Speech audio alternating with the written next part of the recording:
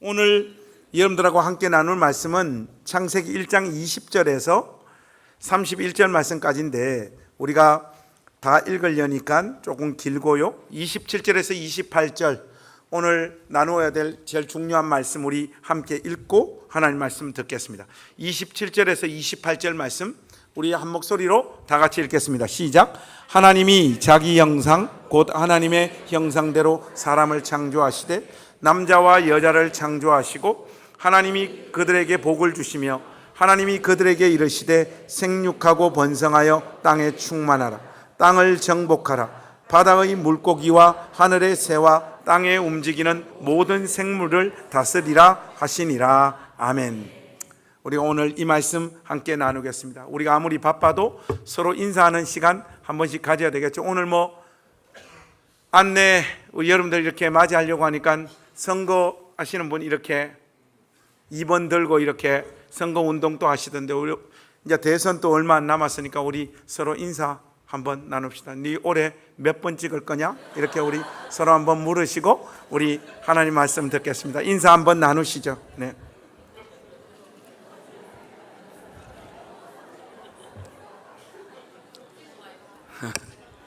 지금 그걸 또 몇 번 찍을 거냐 계속 묻고 계셔요. 누가 저보고 그래요. 목사님이 넥타이 보니까 1번 아닙니까? 여러분 제가 마시는 물을 보십시오. 저는 모릅니다, 여러분.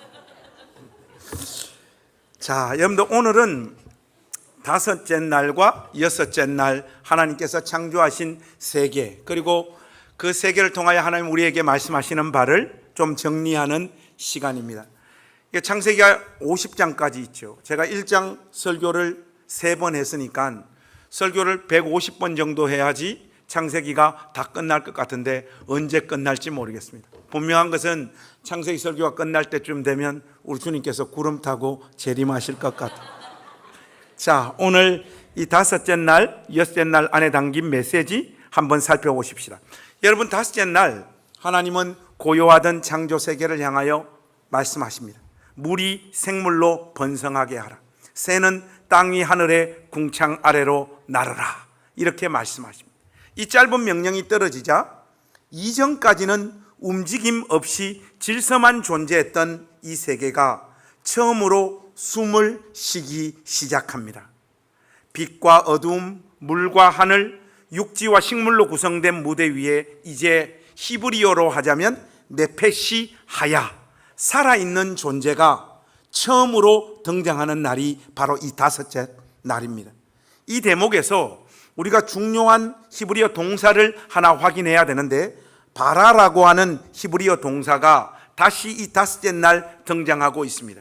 여러분, 이 바라라고 하는 동사는 제가 창세기 1장 1절 그 하나님의 창조 행위를 묘사할 때 여러분들에게 설명드렸던 그 동사이지요. 창조하다는 의미의 이 바라라고 하는 단어는 창세기 1장에서 딱 3번만 등장합니다. 그러니까 굉장히 중요하고 의미 있는 단어예요. 1장 1절에 천지 창조 때 등장하고 21절의 동물 창조에 등장하고 있습니다. 그리고 27절 인간을 창조할 때 이 바라 동사가 사용되어지고 있습니다. 여러분, 이 세 경우 공통점이 있죠. 세 경우 모두 이전에는 없던 전적으로 새로운 실체와 실제가 시작되어질 때 사용했던 단어가 바라, 창조하다 이 단어입니다. 따라서 이 다섯째 날의 창조에 바라 동사가 지금 다시 등장하고 있는 것은 이 다섯째 날의 창조가 단순한 물질 형성이 아니라 질적으로 완전히 새로운 생명체의 창조가 시작되어지는 날임을 분명히 하고 있는 것이죠. 여러분들, 특별히 21절에 나오는 큰 바다 짐승들이라고 하는 이 단어, 이 표현 좀 주목하시면 좋을 것 같아요. 히브리어로 탄님, 하그돌림이라고 하는 이 큰 바다 짐승들로 번역되어진 이 번역은 구약 성경 안에서 큰 물고기, 큰 바다 짐승, 용, 뱀, 악어, 괴물, 짐승 등으로 구약 성경 안에서 다양하게 번역되어지고 있습니다. 고대 근동 세상에서 바다 괴물이었던 이 탄님은 혼돈과 대적의 상징물이었습니다. 동시에 거대한 큰 바다 짐승이었기 때문에 신적인 존재로 이 당시 사람들에게 인식되어졌던 그런 생물입니다. 그러나 성경은 이것들을 신격화하지 않고 하나님이 친히 지으신 피조물로 선언하고 있습니다. 한마디로 그들의 지위를 단번에 격화시키고 있는 하나님의 창조의 주권을 강력하게 드러내고 있는 것이죠. 이날 하나님은 또 하나의 전례 없는 선언을 하고 계신데, 여러분 첫째 날부터 넷째 날까지 한 번도 등장하지 않았던 표현이 이 다섯째 날 등장하고 있는데, 여러분 대충 눈치채셨습니까? 바로 복입니다. 복. 하나님이 그들에게 복을 주어 이르시되 생육하고 번성하라. 창세기에서 복이 등장하는 첫 번째 날이 바로 이 다섯째 날입니다. 우리가 기본적으로 인식에는 하나님께서 인간을 지으시면서 우리 인간 위에 복을 선포했다라고 하는 어떤 선입견을 가지고 있는데, 그렇지가 않아요. 바다의 생물들과 하늘의 새들에게 하나님의 복이 처음 주어지고 있다라는 사실을 여러분들이 꼭 기억하시면 좋겠습니다. 한마디로 하나님은 작은 생명들을 결코 가볍게 여기지 않는 분이심이 강조되어지고 있는 거죠. 오히려 그들이 생명의 충만함을 누리며 창조 세계를 가득 채우도록 축복하시는 하나님이 우리의 예배의 대상이신 바로 그 하나님이십니다. 저는 이 말씀을 설교하고 또 이렇게 묵상하면서 저의 일상 속에서 작은 생명 하나가 떠오르더라고요. 우리 집에 함께 사는 고양이 귤입니다. 저는 대체로 무심한 편입니다. 무심한 정도가 아니라 귤이는 심심풀이로 괴롭히는 장난감입니다.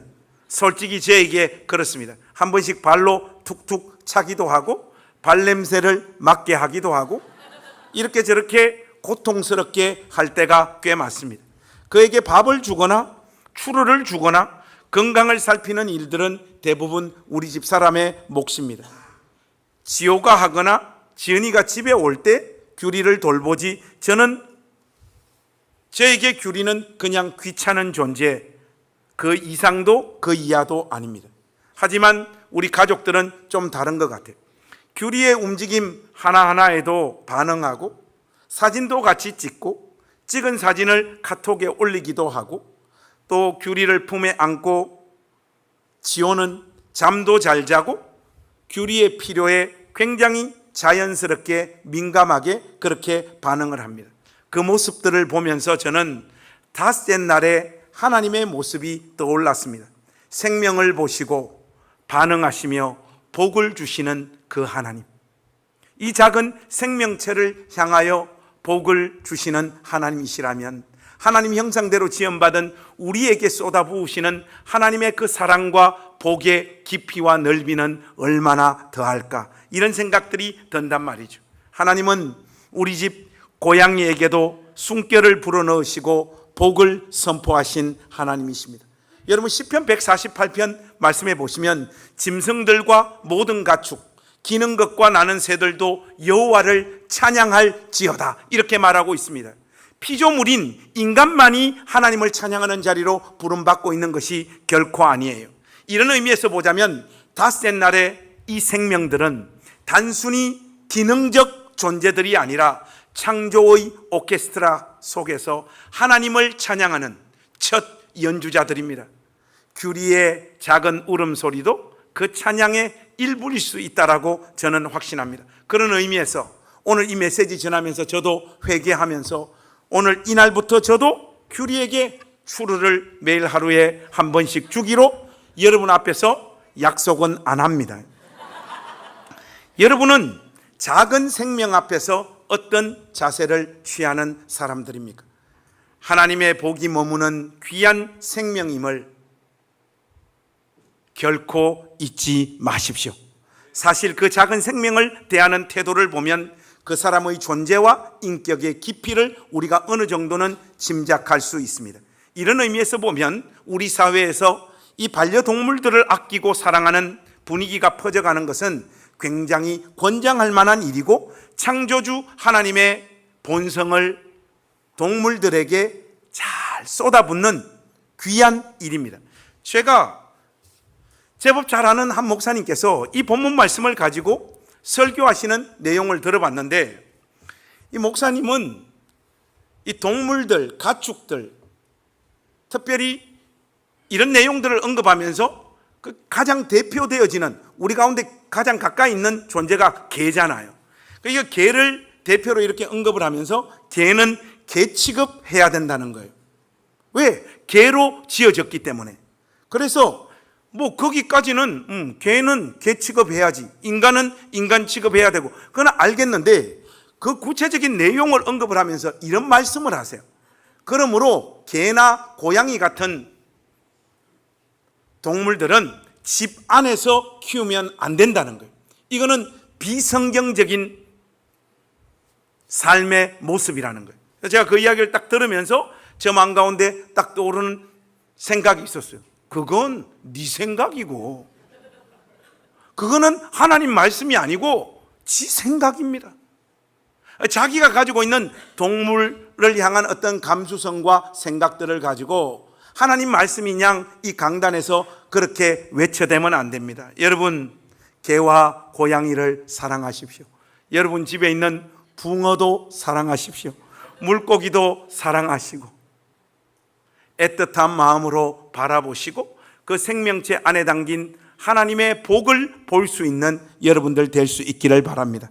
그래서 이 닷새 날의 창조에서 우리가 기억해야 될 것은 그 바다 큰 생물, 혼돈과 대적의 상징마저 다스리시는 하나님의 주권, 그리고 작은 생명 안에도 머물고 있는 하나님의 복, 그리고 그런 작은 생명들을 통해 찬양을 받으시는 하나님의 마음을 이 닷새 날의 창조 속에서 읽어낼 수 있는 우리 나전당교회 가족들 되시기를 주님의 이름으로 부탁합니다.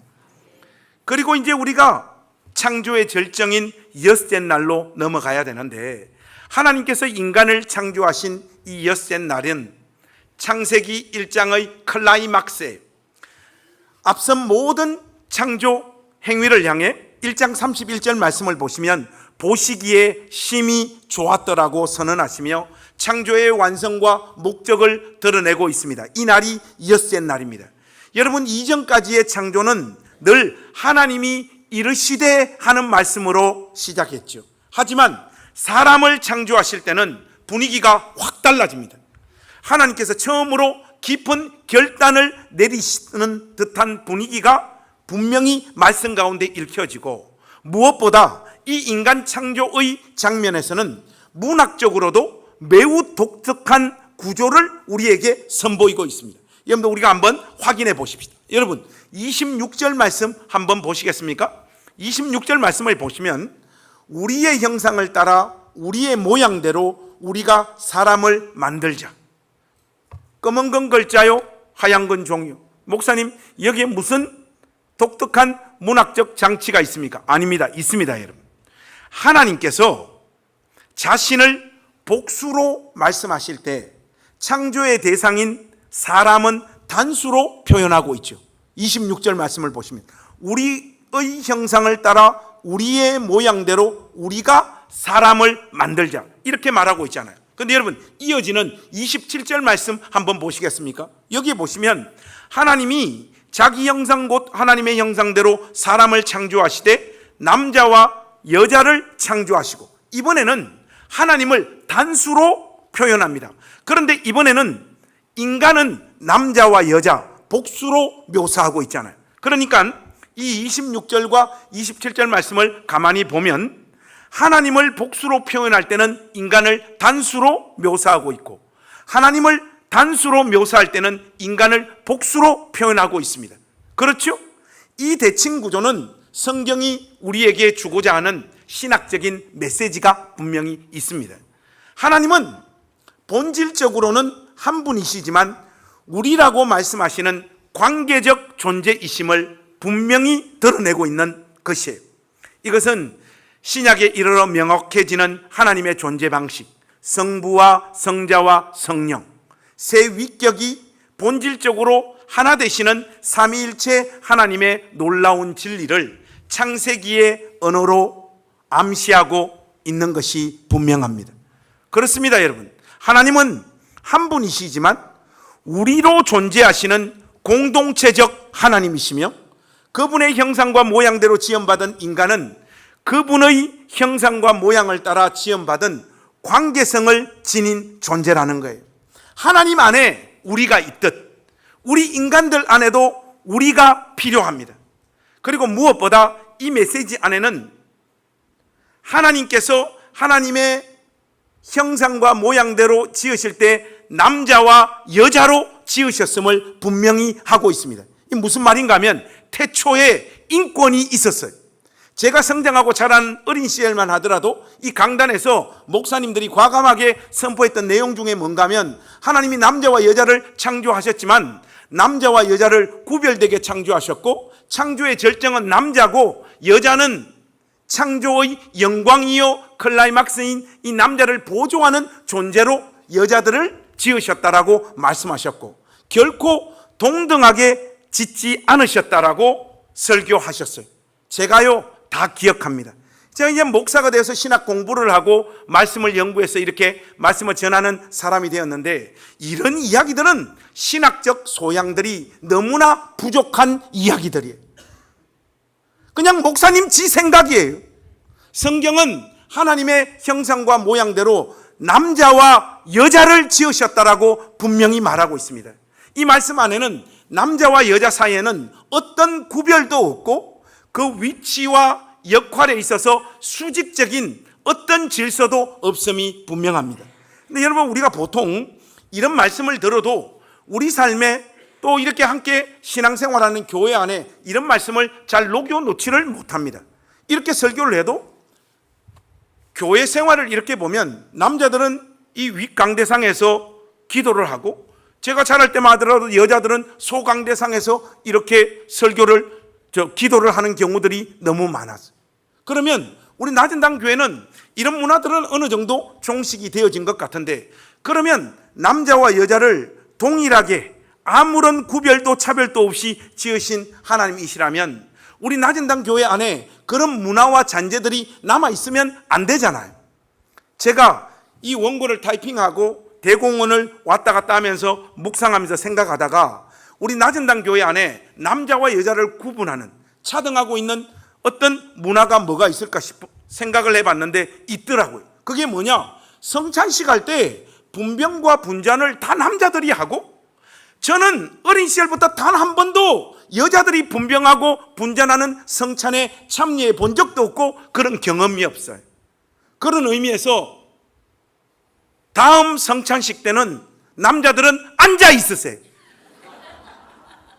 다음 성찬식에는 우리 권사님들과 여집사님들께서 분병하고 분잔하는 문화들을 우리 낮은당 교회 안에 만들기를 원합니다. 지금은 아멘 하는데 아멘이 작아요. 이건 뭘 의미하느냐? 여자들의 적이 여자예요. 목사님 어떻게 우리가 그걸 알 수 있습니까? 아닙니다, 여러분. 신학적으로 아무런 문제가 없습니다. 왜? 하나님은 자신의 형상과 모양대로 남자와 여자를 지으셨습니다. 여자들에게 그 어떤 차등과 차별도 교회 안에서 해서는 안 됩니다. 어쨌든 바로 여기서 우리는 하나님의 형상의 또 다른 한 측면, 곧 하나님의 대리 통치자로서의 사명을 확인하게 되어지는데 여러분 고대 근동에서는 신의 형상이라고 하는 개념이 주로 왕에게만 적용되어졌습니다. 그런데 성경은 놀랍게도 모든 인간을 하나님의 형상으로 선언하고 있습니다. 이는 모든 인간에게 하나님을 대신하여 이 세상을 돌보고 다스릴 책임과 권위를 부여하신 것이죠. 여러분 고대 근동 창조설화의 거짓 메시지, 왕만이 신의 형상이라고 하는 사실을 이 창세기 저자는 완전히 뒤집고 있는 지금 혁명적 장면이에요. 우리야 그렇게 혁명적으로 느끼지 못하지만 이 시대를 통과하고 살았던 사람들은 창세기의 이 선언 앞에서 아마 깜짝 놀랐을 거예요.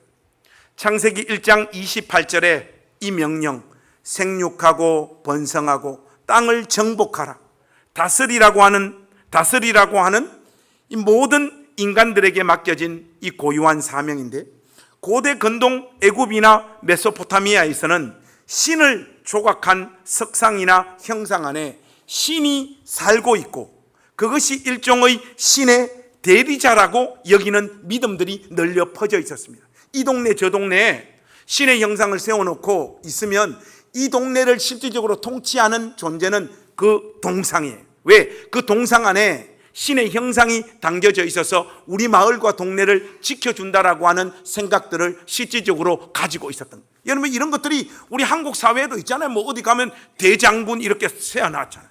그러면 괜히 그 앞에서 무슨 기운이 뭐 나올 것 같잖아요. 나오긴 뭐가 나옵니까? 근데 여러분, 고대 사회 때는 인간들의 한계가 그런 동상들이나 석상들을 보면서 하늘에 계신 우리의 신께서 이 동상 안에 거하시며 우리 마을을 통치하고 다스린다라고 생각하는 믿음들이 실제로 있었습니다. 이렇듯 이 내용들을 가지고 그 시대를 독해를 해보면 하나님의 형상대로 지음받은 인간이라고 하는 말은 우리가 단순한 존재가 아니라 세상에 하나님을 보여주는 살아있는 상징적인 존재가 인간이란 말이에요. 우리는 하나님이 보이지 않는 이 세상 속에서 하나님의 존재를 드러내도록 부름받은 하나님의 대리 통치자들입니다. 세상은 하나님의 자녀인 우리가 아니면 하나님을 볼 수 없습니다. 그러기에 우리가 사람들을 어떻게 대하느냐는 것은 단순히 도덕적이고 인격적인 문제가 아니에요. 내가 다른 사람을 대하는 태도는 곧 그 사람에게 하나님이 어떤 분으로 비춰질지를 결정짓는 하나의 창문이 되어지는 거예요. 여러분, 여러분의 살아가는 모습들, 여러분들이 어떤 사람들을 대하는 모습을 보면 여러분을 통하여 하나님이 보일까요? 예수님께서 지극히 작은 자에게 한 것이 곧 내게 한 것이라고 말씀하셨죠. 우리가 마주하는 모든 이들이 하나님의 형상을 지닌 존재임을 분명하게 일깨우는 말씀입니다. 인간은 그 아무리 심각하게 깨지고 망가지고 상처 있고 진상을 떨어도 하나님의 형상을 담지하고 있는 귀한 존재입니다. 교회 안에 인간의 전적 타락이라고 하는 이 교리적인 가르침들이 있죠. 이 인간의 전적 타락을 가르쳐야지 예수님의 십자가의 구속의 사건들을 제대로 설명할 수 있으니까요. 그런데 교회 안에 이 중요한 교리인 인간의 전적 타락 교리가 잘못 이해되어지는 경우가 많아요. 선악과를 따먹은 이후 인간은 완전히 타락하여 하나님의 형상이 완전히 사라진 존재가 되었다라고 성경을 가르치는 성경 교사들이 있습니다. 이거 엉터리예요. 사실이 아닙니다, 여러분. 인간의 전적 타락이란 인간이 스스로의 힘으로는 결코 하나님을 알고 찾고 만날 수 없는 존재가 되었다라는 뜻이지 하나님의 형상이 완전히 지워졌다는 뜻은 아닙니다. 인간 안에 있는 하나님의 형상은 타락으로 인하여 심각하게 왜곡되고 훼손되어졌지만 여전히 하나님의 형상은 모든 인간 안에 남아 있습니다.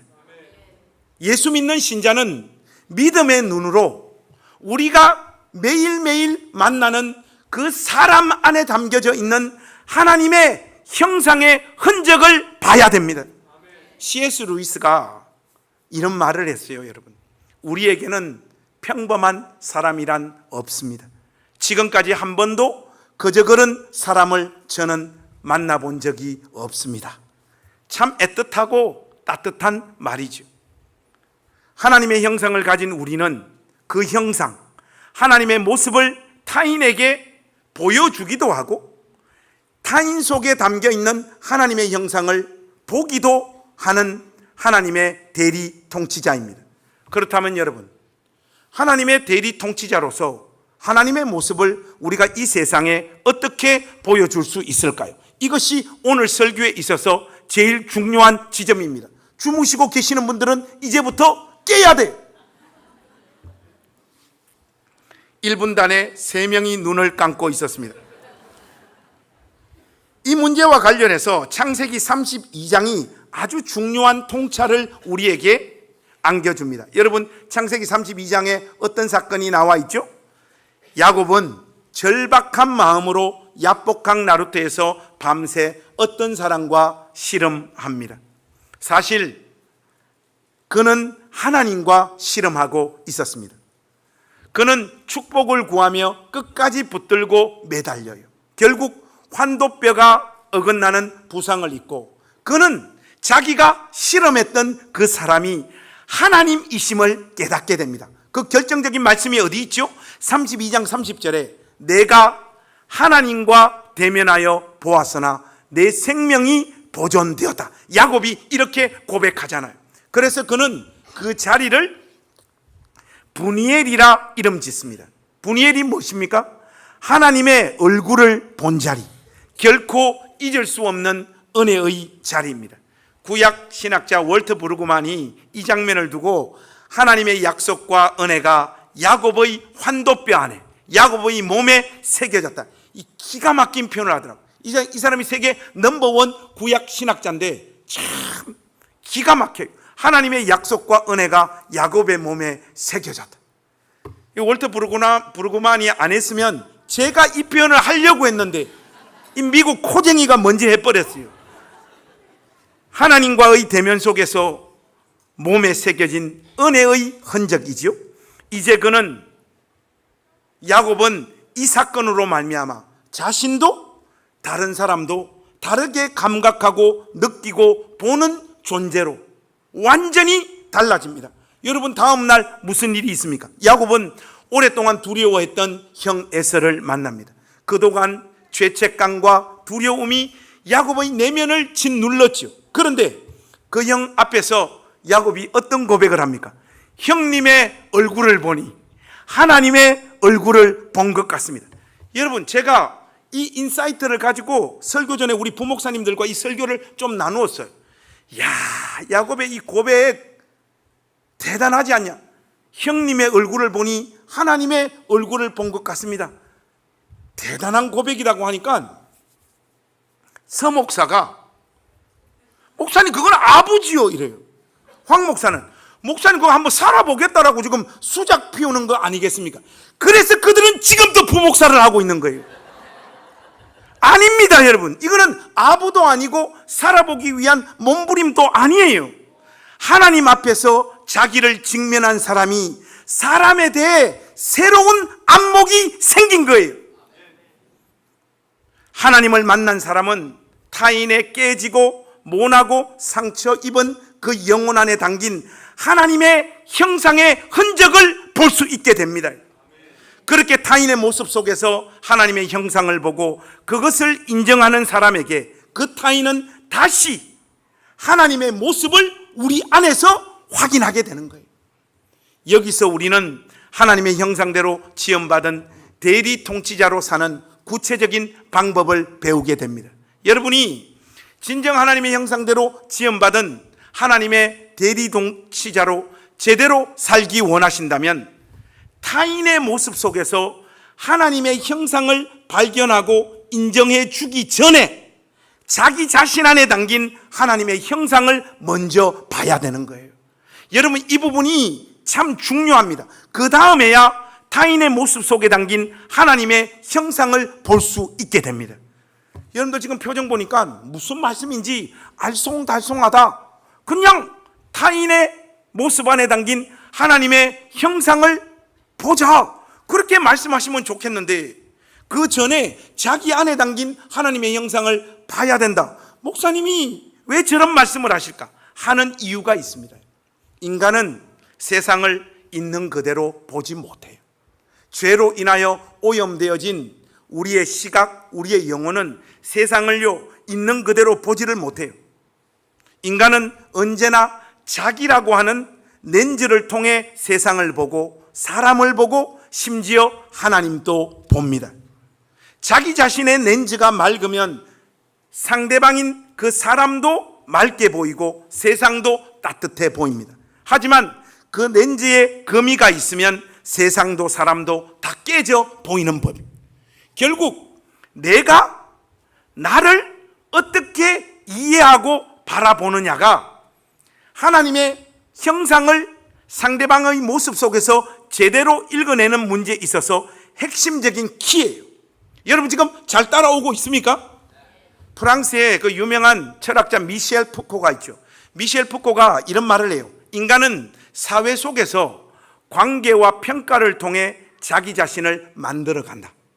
여러분 이거는 대단한 인사이트를 우리에게 주는 말인데 무슨 말인가 하면 부모의 말, 친구의 시선, 선생님의 평가, 그리고 목사님의 설교, 교회 안에서 이 사람 저 사람에게 들은 말들이 우리 영혼 안에 쌓여져요.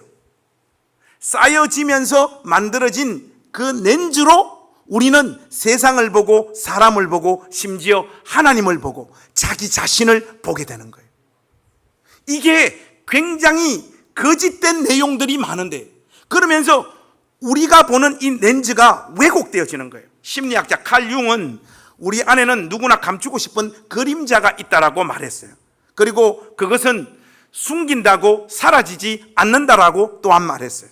오히려 다른 사람들을 통해 드러나고 우리의 반응이 반드시 그 그림자를 통하여 나타납니다. 이 무슨 말인가 하면 여러분 이 교회 안에서 보면 대부분 사람들 다 괜찮은 분들이죠.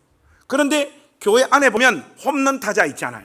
아무리 이해하려고 해도 이해가 안 되는 새끼들이 있잖아요. 말투 하나, 표정 하나가 그냥 거슬려요. 그 사람의 하는 어떤 꼬라지를 보면 짜증이 나요. 자꾸 긁혀요. 그 사람의 그 모습 안에 내가 감추고 싶었던 내 상처와 결핍이 있기 때문입니다. 여러분. 결국 사람은 자기라고 하는 이 렌즈로 자기도 바라보고 세상도 해석하고 바라보게 되어 있습니다. 그런데 이 렌즈로 이 세상을 계속해서 보도록 부추기는 존재가 있습니다. 이 거짓되고 왜곡되어진 렌즈로 자기를 보고 상대방을 보고 하나님을 보도록 부추기는 존재가 있어요. 누굽니까? 마귀입니다. 마귀가 우리 안에 부추기는 게 뭔가 하면 객관적인 현실과 사고를 인식시키고 집어넣습니다. 야, 네 원래 그런 존재잖아. 네가 느끼고 보는 게 다 맞다. 마귀가 우리에게 이렇게 말해. 그리고 그 말이 진짜처럼 들리도록 세상의 평가와 사람들의 시선을 그 근거로 딱 제시합니다. 야, 목사님도 그랬잖아. 네 친구도 그랬고 무엇보다도 너도 임마 솔직히 네가 별거 아니고 형편없는 인간이라는 거 알잖아. 마귀가 이렇게 우리를 부추깁니다. 너 부족하잖아. 너 실수했잖아. 네 이혼했잖아. 네 11조도 안 내잖아. 헌금 잘 띵가 먹잖아. 돈이 있으면서도 헌금 잘 안 하잖아. 집사라면서 노상 술 퍼마시고 아직까지 담배 못 끊었잖아. 너 교회 안에서 너의 실상을 확인할 수 있는 네 모습이 진짜 드러나면 너 고개 들고 살 수 있는 그런 존재 맞냐? 우리가 실제로 행했던 말과 행동을 근거로 마귀는 우리 자신을 객관적으로 보도록 계속해서 부추깁니다. 여기에 다 넘어가는 거예요. 하나님은 우리의 수치스럽고 부끄러운 모습까지도 있는 그대로 품으시는 분이시지만 마귀는 정반대로 그 부끄러운 모습으로 우리를 그런 존재로 인식시킵니다. 그리고 그것을 우리의 진짜 모습이라고, 하나님도 우리를 그렇게 바라본다고 우리를 가스라이팅해요. 마귀는 우리의 객관적인 실상과 실체를 수치스럽게 드러내서 봐라, 이게 너잖아, 그게 너잖아 말합니다. 그렇게 사람은 양심이란 것이 있기에 자기 모습을 보고 자기 자신을 혐오하기 시작을 하고 사랑받을 자격이 없다라고 느껴지는 거예요. 예수님 처음 만나고 믿었을 때 우리의 이 렌즈는 잠시 맑아집니다. 모든 사람이 다 좋아 보이고 세상도 밝게 느껴집니다. 마치 우리 나전당 교회를 처음 개척했을 때 그때 그 분위기 다 좋아 보이고 다 멋있어 보이고 다 천사같이 보이지만 3년 지나니까 천사는 둘밖에 없고 698명은 악당들이 그렇게 느껴지는 것처럼. 그런데 있잖아요, 교회 생활을 하고 세상 속에서 살다 보면 다시금 주님을 만난 그 기억, 주님이 우리에게 맑게 해주셨던 그 기억들은 희미해지고 우리는 점점 객관적인 사고에 익숙해집니다. 신앙이란 것이 아무런 힘도 발휘하지 못해요. 어디에서요? 자기 자신을 바라보는, 자기의 정체성을 형성하는 문제에 있어서 예수 믿고 사는 이 신앙이 아무런 힘도 발휘하지 못한다고요. 너 돈 못 벌잖아.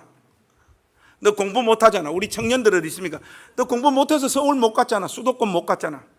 그 지금 울산에 있잖아. 울산에 있잖아. 울산에. 현대자동차 촉박도 못 들어가는 게 마귀가 계속 이런 마음대로 우리에게 부추깁니다. 저에게는 마귀가 부추는 게 뭔가 하면 너 서울말 못하는 설교자잖아. 성질 더럽잖아. 이기적이잖아. 네 삶과 인생에 솔직히 소망 별로 없는데 너 스스로 계속 정신승리하면서 그냥 버티잖아. 앞으로 잘 될 거야. 잘 될 거나. 마귀가 이야기합니다. 새끼야, 잘 되긴 뭐 잘 되냐. 지금 네 꼬라지가 죽을 때 네 꼬라지다.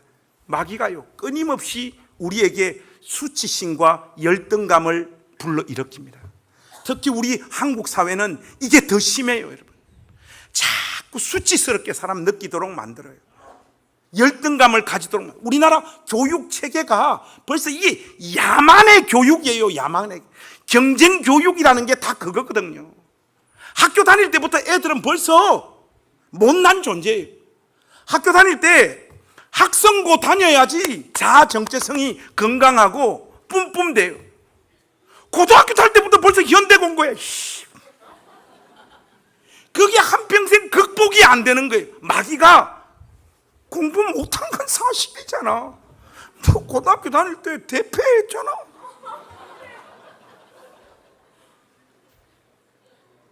못 벗어납니다. 여러분, 여러분 삶을 향해서도 여러분의 제일 수치스럽고 감추고 싶은 그 그림자 계속해서 마귀가 부추기는 거예요.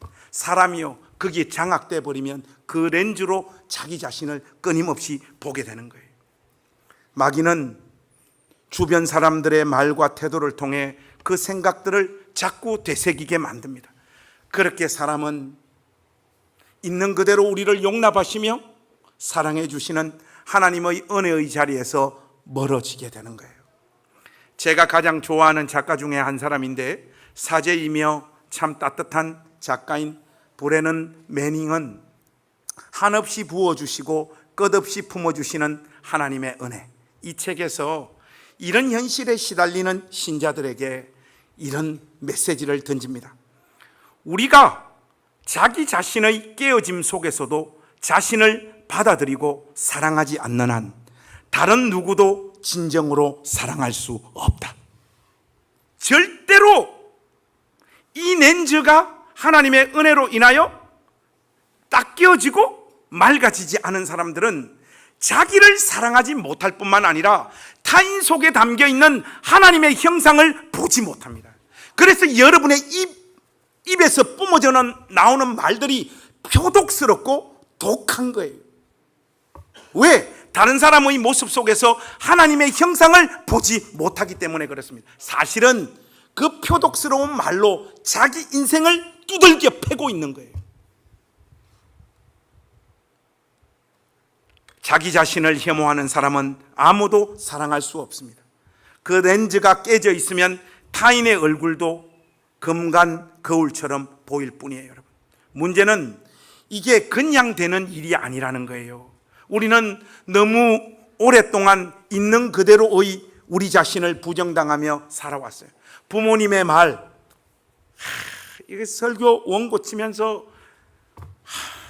막 옛날 상처가 막 올라와요. 부모의 말, 물리적인 폭력보다도 저는 아버지의 그 언어 폭력 가운데 너무 오랫동안 노출되어져서 벗어나지를 못한, 목사가 되어 있는 지금도 수금포로 배지를 갈라가지고 창자를 꺼내가 죽일 새끼. 이런 말 속에 끊임없이 노출되어진 초등학교, 중학교, 고등학교 시기. 저의 내면에 뭐가 새겨졌겠어요? 나를 생각하면 나 스스로를 복되고 영광스러운 존재로 인식할 수 없는 거예요. 이렇게 훌륭한 목사님인데도 우리 아버지가 애를 다 박살을 내버린 거예요. 그리고 친구의 평가들,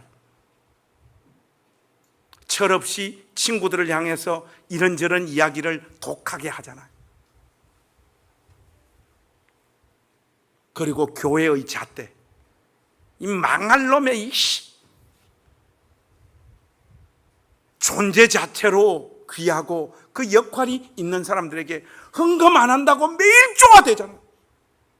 집 산데도 11조 안 하나? 잘 산데도 안 하나? 뭔가 기능과 역할을 못하면 여기에 앉아 있을 자격이 없는 사람인 것처럼 그렇게 이야기하잖아요. 교회가 말이죠. 그리고 목사님의 눈빛까지. 여러분, 목사 별거 아니에요. 목사는 있잖아요, 그냥 그거예요. 나한테 잘해주는 사람에게 나도 잘해주고, 나한테 짜증나는 사람에게 짜증을 내는 존재가 목사예요. 여러분, 대체적으로 제가 여러분들을 바라보는 눈빛이 따뜻하죠. 그럼 여러분들이 저를 잘해주셔서 그런 거예요. 그러나 저한테 잘 안 하는 사람들에게 저도 잘하기가 쉽지 않습니다. 그러니까 여러분, 세상이나 교회나 학교나 친구나 부모들로부터 우리 안에 형성되어지는 이 자아 정체성이라는 것이 얼마나 망가지고 깨져 있는지 몰라요. 그래서 여러분, 예배가 중요한 거예요. 예배는 하나님을 똑바로 바라보는 자리이자 그분의 그 시선 안에서 나를 다시 마주보는 시간이기 때문에 중요해요. 나전당교회 가족 여러분, 예배는 설교 듣고 노래하는 시간이 아니에요. 하나님을 대면하는 시간입니다. 그분을 통해 우리 나전당교회 가족 여러분, 분명하게 말씀드립니다. 여러분이 어떤 인생을 살아왔든지, 지금 뭐 어떻게 하고 살고 있든지 여러분 안에 하나님의 형상이 있음을 기억하십시오. 여러분 자신을 하나님의 사랑받는 자로 철저하게 규정 지으십시오. 그것이 여러분의 진짜 모습이고 여러분의 참된 자아입니다. 예배는 우리의 nen저를 닦는 시간이자 내 영혼의 거울을 바로 세우는 시간입니다. 나의 객관적인 모습에도 불구하고 무한한 사랑과 은혜로 우리를 품으시는 하나님 앞에서 여러분 자신을 있는 그대로 받아들이는 사람들이 되십시오. 왜냐? 하나님이 우리를 있는 그대로 용납하시며 용서하시며 받으셨기 때문에 그래요. 그 사람만이 타인의 허물을 보면서도 그 안에 담긴 하나님의 형상을 볼 수 있습니다. 그 눈이 고침받아야 돌을 내려놓을 수 있고 그 자아가 회복되어야 타인의 상처도 품을 수 있는 거예요. 쉽게 말해 다른 사람의 모습 속에서 하나님의 형상을 볼 수 있는 사람은 자기 안에 담긴 하나님의 형상을 먼저 본 사람입니다. 그런 의미에서 우리 크게 한번 따라서 하겠습니다. 내 정도면 잘 살았지 뭐. 크게 한번 합시다. 시작. 꼭 그런 건 아닌 것 같습니다. 다른 사람의 모습 속에서 하나님의 형상을 볼 수 있는 사람은 자기 안에 담긴 하나님의 형상을 먼저 본 사람이에요. 하나님의 일방적인 은혜와 용서를 경험하고 있는 그대로의 자신을 수용해 주시는 하나님 만난 사람만이 타인 안에 있는 하나님의 형상을 볼 수 있는 거예요. 그렇게 하나님의 시선으로 세상을 다시 보기 시작할 때 우리는 진심으로 이웃을 내 몸처럼 사랑할 수 있게 됩니다. 그리고 예수님이 말씀하신 그 말씀이 비로소 우리 삶에 살아 움직이기 시작하는 거예요. 내 이웃을 내 몸같이 사랑하라. 여러분, 이 말씀은 무엇을 전제로 하고 있습니까? 자기 자신을 사랑하지 않는 사람이 이웃을 자기 몸처럼 어떻게 사랑할 수 있냐고요. 여러분, 자기도 자기가 미운데 여러분 자신이 좀 밉지요? 여러분 자신이 좀 밉지요? 여러분, 뻔뻔하십니다, 여러분. 어떻게 그따위로 살면서 자신이 안 미울 수 있습니까? 제가 요번에 친구들 만나 그랬어요. 야, 친구들아, 나는 사는 게 쪽팔린다 그랬어요. 니 왜 그러냐 이런 거예요. 내 목사인데 내 목회하면서 사는 꼴을 보니까 나 이렇게밖에 살지 못하는가 싶어서 너무 내 인생이 수치스럽고 부끄럽다. 여러분이 사랑스러우세요? 그렇게 살면서도 여러분 모습이 사랑스럽냐고요. 저는요, 그만해, 그만. 자기도 자기가 미운데 어떻게 다른 사람을 사랑할 수 있겠습니까? 원수 같은 형의 얼굴에서 하나님의 얼굴을 보게 된 이 야곱의 길을 걸어가십시오. 하나님을 대면한 사람만이 비로소 누군가를 사랑하는 사람으로 살 수 있습니다. 그게 바로 하나님의 대리 통치자로 부름받은 우리의 삶입니다. 하나님의 형상은 외모나 어떤 능력 같은 게 결코 아니에요. 마귀가 끊임없이 그런 게 없다고 여러분들에게 수치심과 열등감을 불러일으킬 때 우리가 부흥회 통해서 배웠잖아요. 그때 해야 될 말, 사단아 물러가라, 물러가라 해야 되는 거예요. 근데 여러분, 진짜 요즘은 외모도 능력이 되는 시대가 되어버렸어요. 그리고 신자들도 이런 가스라이팅에 속아서 외모 가꾸는 일들에 얼마 다들 열심인지 몰라요. 그래서 사람들이 이런 말을 하더라고요. 유전은 재난, 의술은 재건. 그리고 또 어떤 사람은 이런 말을 해요. 내 얼굴에 칼 대신 기적을 그린 사람, 성형외과 원장님. 원판 불변의 법칙은 이제 의학 앞에서 다 무너졌다. 여러분, 이런 거 아닙니다, 여러분. 이런 거 아니라고. 여러분들 외모가 진짜 너무 마음에 안 들어가지고 칼 얼굴에 댄다면 대라. 그냥 이해할 수 있는 어떤 선들이 있는데, 여러분, 예수 믿고 사는 우리가 이 세상에 마귀가 우리한테 부추기고 불러일으키는 그 수치심과 열등감의 노예가 돼서 하나님 형상대로 지음받은 우리 얼굴에 이거 가지고 어떤 경쟁력 한번 삼아 보려고 칼 가지고 우리 외모를 자꾸 바꿔요. 여러분, 어리석은 겁니다. 여러분, 그 정도면 봐줄만 해요. 왜 자꾸 그러시냐고요.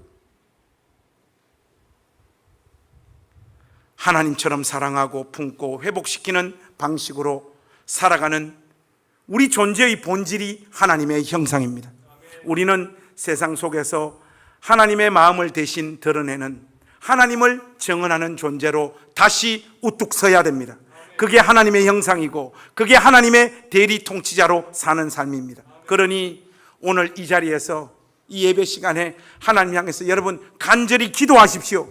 하나님, 어두워진 저의 눈을 고쳐주십시오.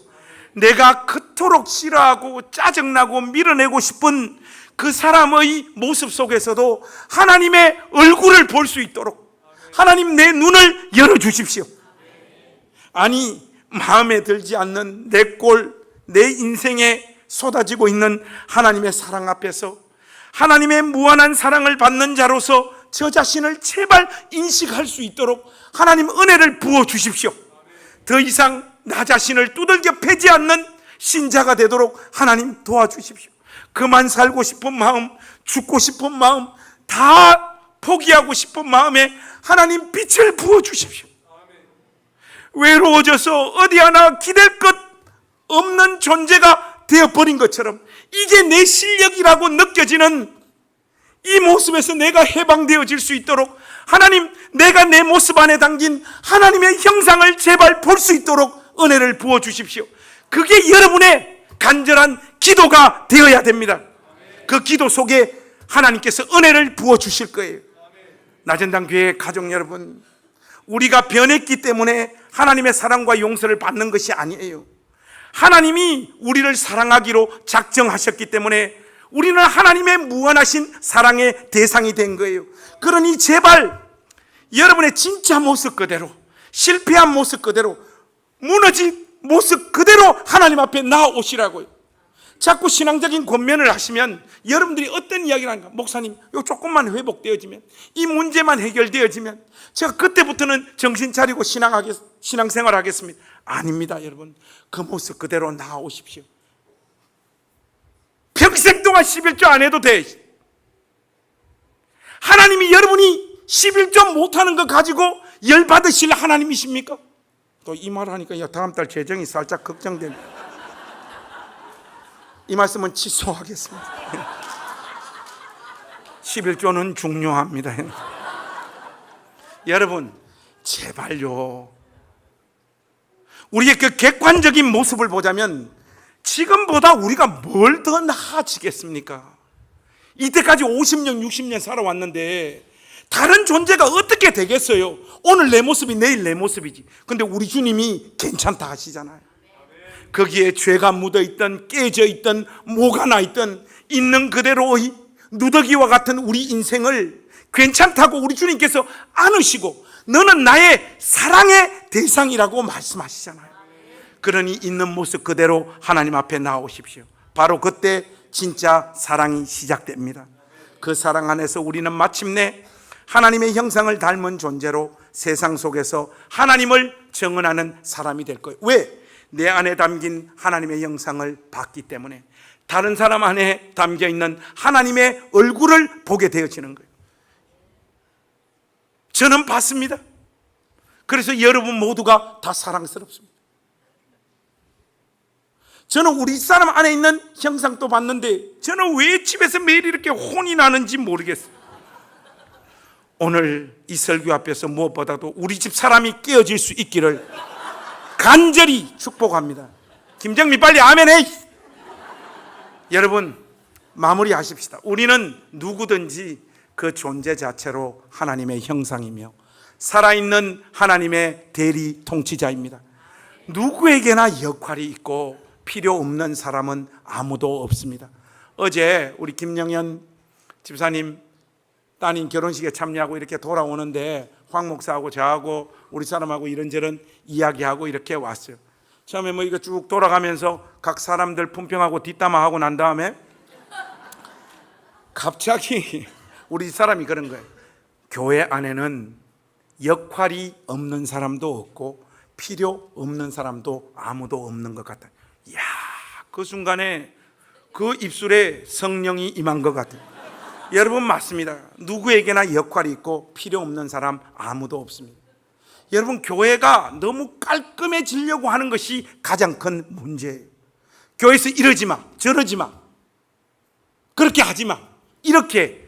여러분 교회는 그런 곳이 아닙니다. 교회는 너무 깔끔하면 안 돼요. 우리 6월 3일 대선이잖아요. 대선 앞두고 교회에서 뭘 해야 되냐? 정치 이야기하다가 싸움 한번 놔줘야 돼요. 김문수지 무슨 이재명이고 하면 이쪽에서 무슨 말도 안 되는 소리를 하고 있어요. 이번에는 이재명이지. 둘 다 너무 늙어서 이준석으로 가야 돼요, 목사님. 여러분 그러면서 오늘 안 그래도 울타리 모임인데 여러분의 울타리 모임이 오늘 정치 이야기하면서 싸움 한번 크게 날 수 있기를 바랍니다. 괜찮아요, 여러분 괜찮아. 무슨 교회에서 이러면 안 되고 저러면 안 되고. 여러분 그렇게 보호해가지고 무슨 교회 안에 역사가 나타납니까? 이런 문제 저런 문제, 이런 상처 저런 모습 도드라지고 나타나더라도 그 사람 안에 있는 하나님의 형상을 바라보고 그 존재 자체의 역할과 필요를 인정하는 공동체가 되는 것이 가장 중요합니다. 그래서 오늘 이 메시지 마무리하면서 어떻게 마무리할까 생각하다가 시를 한 편 준비를 했어요. 시는 엄밀히 말하면 시는 아니고 슬기로운 의사생활에 이소라가 불렀던 OST 가사예요. 이 오늘 설교로 마무리 짓겠습니다. 바람이 부네요. 춥진 않은가요? 방 깊어 문득 그대 얼굴이 떠올라 가슴 뛴 그대 미소, 떨리던 그 목소리, 많은 상처에 얼어붙은 내 마음 감쌌던, 산다는 건 신비한 축복, 분명한 이유가 있어. 세상엔 필요 없는 사람은 없어. 모두 마음을 열어요. 그리고 마주 봐요. 처음 태어난 이 별에서 사는 우리 서로 손잡아요. 산다는 건 신비한 축복, 분명한 이유가 있어. 세상엔 필요 없는 사람은 없어. 모두 마음을 열어요. 그리고 마주 봐요. 처음 태어난 이 별에서 사는 우리 서로 손잡아요. 처음 태어나 이 별에서 사는 우리 손잡아요. 기가 막힌 마무리입니다. 여러분들이 오늘 이 예배 끝나고 제일 먼저 하셔야 될 것은 유튜브를 열어서 이소라 OST 바람이 부네요 듣는 거예요. 여러분들 또 듣고 감동을 받는 건 좋은데 또 저한테 메시지를 보내서 목사님 그 찬송가 진짜 좋았어요 이러면 안 됩니다. 여러분 찬송가 아닙니다. 여러분 하나님의 일반 은총에는 우리를 향한 메시지가 있다라고 저는 믿습니다.